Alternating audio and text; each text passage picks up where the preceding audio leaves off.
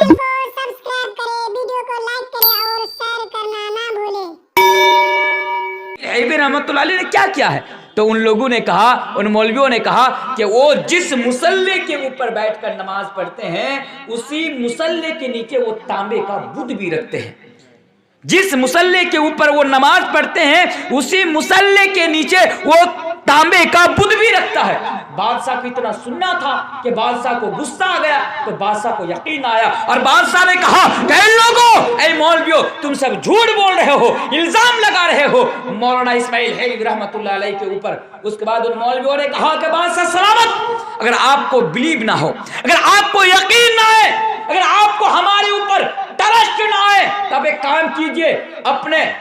دربار سے کچھ لوگوں کو، سپاہیوں کو بھیجئے اور جا کر تلاشی لینے کا حکم دیجئے کہ مولانا اسماعیل حلوی رحمت اللہ علیہ کے مصلی کے نیچے تانبے کا بت رکھا ہوا ہے یا نہیں ہے۔ بادشاہ سلامت نے ایسا ہی کیا، بادشاہ نے بالکل ایسا ہی کیا، اپنے کچھ سپاہیوں کو بھیجا اور کہا کہ جا کر دیکھو تو صحیح کہ یہ لوگ جو کہہ رہا ہے یہ صحیح یا نہیں ہے، جا کر دیکھو تو صحیح کہ اسماعیل حلوی رحمت اللہ علیہ کے مصلی کے نیچے تانبے کا بت ہے یا نہیں۔ تو یہ لوگ گئے، تو جانے کے بعد مولانا اسماعیل حلوی رحمت اللہ علیہ کے گھر میں داخل ہوئے، پرویش ہونے کے بعد دیکھا کہ مولانا اسماعیل رحمت اللہ علیہ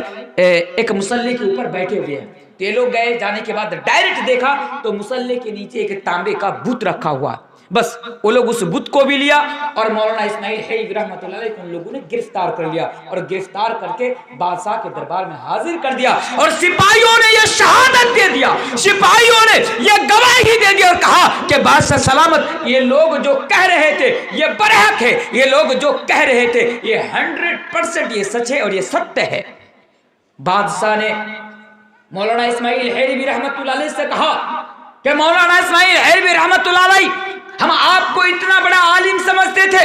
ہم آپ کی اتنی عزت کرتے تھے، ہم آپ کا احترام کرتے تھے، لیکن آپ اس قسم کے انسان نکلیں گے ہمیں یہ علم نہیں تھا، آپ اس قسم کے مولوی نکلیں گے ہمیں پتہ نہیں تھا کہ آپ جس مصلی کے اوپر بیٹھ کر نماز پڑھتے ہیں، آپ جس مصلی کے اوپر نماز پڑھتے ہیں اسی مصلی کے نیچے آپ تانبے کا بت رکھتے ہیں۔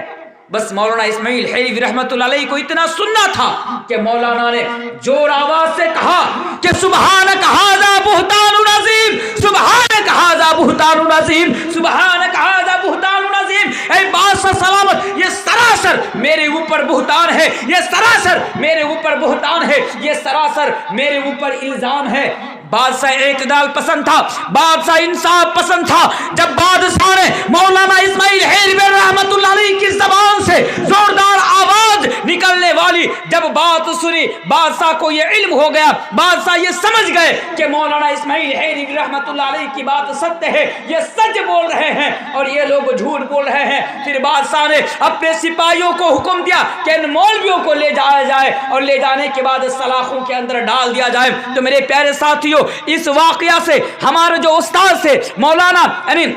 مقیم فیض رحمت اللہ علیہ، ہم لوگوں کے کلاس کے اندر جتنے بھی اسٹوڈنٹس تھے ہم لوگوں کو یہ درس دیا تھا، اس کے ذریعے سے ہم لوگوں کو یہ سمجھانا چاہا تھا کہ بچوں کبھی آگے بڑھ کر کسی کے لیے اپنے دل میں جلن مت رکھنا، بچوں کبھی اپنے دل کے اندر کسی کے لیے حسد کی آگ مت جلانا، کیونکہ جس مسلمان کے دل میں یا جس انسان کے دل میں حسد کی آگ جل جاتی ہے اسی آگ سے اس کا ایمان بھی جل جاتا ہے اور وہ بھی خود جل جاتا ہے۔ اس لیے اللہ کے پیارے رسول جناب محمد رسول اللہ پڑھیے صلی اللہ علیہ وسلم نے 1400 سال پہلے ہمیں یہ درس دیا کہ اے لوگوں لا تحاسدوا، تم آپس میں کسی سے حسد مت کرنا حسد۔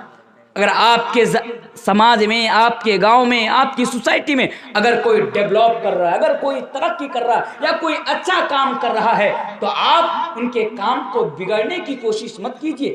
بلکہ بنانے کی کوشش کیجئے، آپ ان کی سہایتا کیجئے، آپ ان کے لیے دعا کریں، آپ ان کی مدد کریں، لیکن حسد کی وجہ سے آپ اس کام کو بگڑنے کی کوشش مت کریں۔ آئیے بڑی لمبی حدیث ہے، اس حدیث کا جو لاسٹ ٹکڑا ہے چند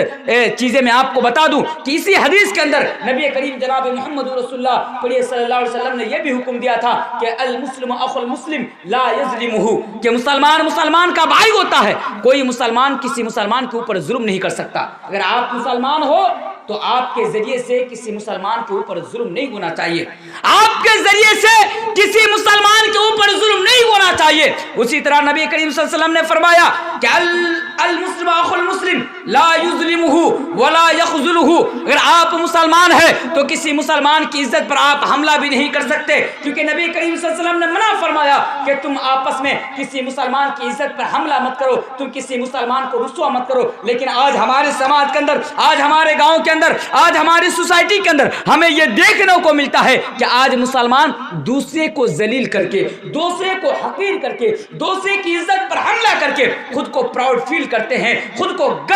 خود کے اندر یعنی گرو محسوس کرتے ہیں کہ ہم نے فلاں کو ذلیل کر دیا، ہم نے فلاں کی عزت پر حملہ کر دیا، ہم نے فلاں کو فلاں کے سامنے رسوا کر دیا، اب وہ منہ دکھانے کے کہیں پر لائق نہیں ہے۔ میرے پیارے ساتھیوں، اسی چیز سے تو اللہ کے پیارے رسول جناب محمد رسول اللہ صلی اللہ علیہ وسلم نے منع فرمایا اور کہا کہ لا یخذلہ، تم کسی مسلمان کو رسوا مت کرو، تم کسی مسلمان کو ذلیل مت کرو اور کسی مسلمان کی عزت پر حملہ مت کرو۔ اور اس حدیث کے لاسٹ ٹکڑے کے اندر اللہ کے رسول نے فرمایا ولا یحقرہ، اور تم کسی مسلمان کو حقارت کی نظر سے نہ دیکھو، اور بیان فرمایا کہ اس انسان کے برا ہونے کے لیے بس اتنا ہی کافی ہے، اس انسان کے برا ہونے کے لیے بس اتنا ہی کافی ہے کہ وہ کسی دوسرے انسان کو برا کہے یا وہ دوسرے انسان کو غلط کہے۔ میرے پیارے ساتھیوں، یہ تعلیم اور یہ شکشا اللہ کے پیارے رسول جناب محمد رسول اللہ صلی اللہ علیہ وسلم نے ہمیں اور آپ کو 1400 سال پہلے دیا کہ ایک مسلمان کو کیسا ہونا چاہیے اور اپنے سماج میں، اپنے گاؤں میں، اپنے معاشرے میں، اپنی سوسائٹی میں کس طرح زندگی وہ گزارے۔ آئیے اور 3 چیزیں میں آپ لوگوں کے سامنے رکھوں گا، کیونکہ میں نے 1 گھنٹہ کا وعدہ کیا تھا، ابھی جسٹ آپ کے سامنے یعنی آدھا گھنٹہ یا پونے گھنٹہ ہی ہوا ہے، ابھی بھی 15 منٹ باقی ہے، تو میری کوشش ہوگی کہ 3 چیزیں بھی آپ لوگوں کے سامنے رکھ دی جائے۔ یہ 3 چیز بھی بڑے کام کی چیز ہے، آپ اس کو بھی یاد رکھیے گا کہ اپنے سماج کے اندر، اپنے معاشرے کے اندر ایک مسلمان اپنے دل میں ایک دوسرے کے لیے محبت کیسے پیدا کرے، یا دوسرے کے دل میں اپنے لیے محبت کیسے پیدا کرے، آپ سماج میں کیسے زندگی گزارے کہ لوگ آپ سے بھی محبت کرے، ان کے دل میں بھی آپ کے لیے محبت پیدا ہو جائے اور آپ کے دل میں بھی ان کے لیے محبت پیدا ہو جائے۔ تو اس کے لیے اللہ کے پیارے رسول جناب محمد رسول اللہ صلی اللہ علیہ وسلم نے ہمیں اور آپ کو بیان فرمایا کہ آپ اپنے گاؤں کے اندر، سماج کے اندر ایسے زندگی گزاریں گے کہ جب آپ راستے سے چلیں گے، کسی دوسرے مسلمان بھائی سے آپ کی ملاقات ہوگی، یا راستے سے چلیں گے کوئی آپ کے سامنے بیٹھا ہوگا، تو اللہ کے پیارے رسول نے فرمایا کہ آپ اس کو سلام کرنا۔ آپ کیا کرنا؟ آپ اس کو سلام کرنا۔ سلام کیوں کرنا؟ کیونکہ اس لیے کہ سلام کرنے سے دشمنی ختم ہو جاتی ہے، سلام کرنے سے دشمنی ختم ہو جاتی ہے اور آپس میں ایک دوسرے کے دل میں محبت پیدا ہو جاتی ہے۔ لیکن اتنا بتا دوں کہ آج ہمارے سماج کے اندر سلام کی کوئی اہمیت نہیں ہے۔ اگر آج ہمارے سماج کے اندر مسلمانوں کے بیچ دوریاں بڑھ رہی ہے، اگر آج ہمارے سماج کے اندر مسلمانوں کے بیچ نفرتیں پنپ رہی ہے، تو اس کی بہت بڑی وجہ یہ ہے کہ آج مسلمانوں نے اپنی زندگی میں سلام کو لینا دینا چھوڑ دیا، سلام کرنا چھوڑ دیا، اور سلام کرنا تو بڑی دور کی بات ہے، آج مسلمانوں کی نظر میں آج سلام کی کوئی اہمیت نہیں ہے۔ آج مسلمان سلام کو کچھ سمجھتے ہی نہیں ہے۔ آج جب بھی ہم بات کرتے ہیں، گڈ نائٹ سے بات شروع کرتے ہیں، گڈ مارننگ سے بات شروع کرتے ہیں، ہائی بول کر بات شروع کرتے ہیں، گڈ ایوننگ کہہ کر بات شروع کرتے ہیں، ادب کہہ کر بات شروع کرتے ہیں۔ ہم نے تو کتنے ایسے مسلمانوں کو دیکھا کہ نمستے اور نمسکار کہہ کر بھی بات شروع کرتے ہیں، لیکن مسلمانوں کی زبان سے آج سلام نہیں نکلتا ہے، کیونکہ آج مسلمانوں نے سلام دینا بند کر دیا، آج مسلمانوں نے سلام دینا چھوڑ دیا۔ تو آئیے ایک حدیث بھی میں آپ لوگوں کے سامنے پڑھ دوں کہ سلام دینے سے کیا ہوتا ہے، کہ سلام دینے سے محبت پیدا ہوتی ہے۔ یہ بھی صحیح مسلم کی حدیث ہے، اس حدیث کو بھی امام مسلم رحمۃ اللہ علیہ اپنی کتاب مسلم کے اندر لے کر آتے ہیں۔ کیا بیان فرماتے ہیں، ذرا حدیث کو سنیے۔ لا تدخلون الجنت حتی تؤمنوا، کہ اے لوگو کوئی بھی انسان جنت کے اندر اس وقت تک داخل نہیں ہو سکتا، لا تدخلون الجنت حتی تؤمنوا، اور لوگو کوئی بھی انسان اس وقت تک جنت کے اندر داخل نہیں ہو سکتا، جنت کے اندر پرویش نہیں کر سکتا جب تک کہ وہ ایمان والا نہ ہو جائے۔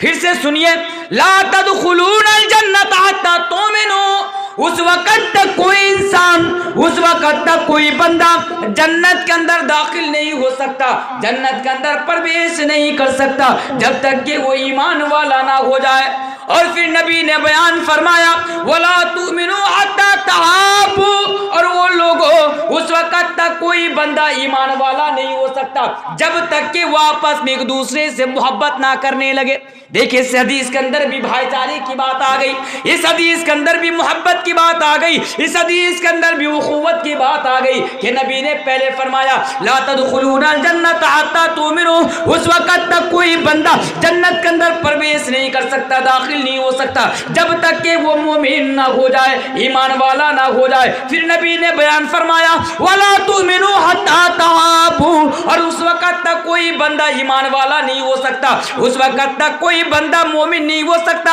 जब तक कि वो आपस में एक दूसरे। चैनल को सब्सक्राइब करें, वीडियो को लाइक करें और शेयर करना ना भूलें।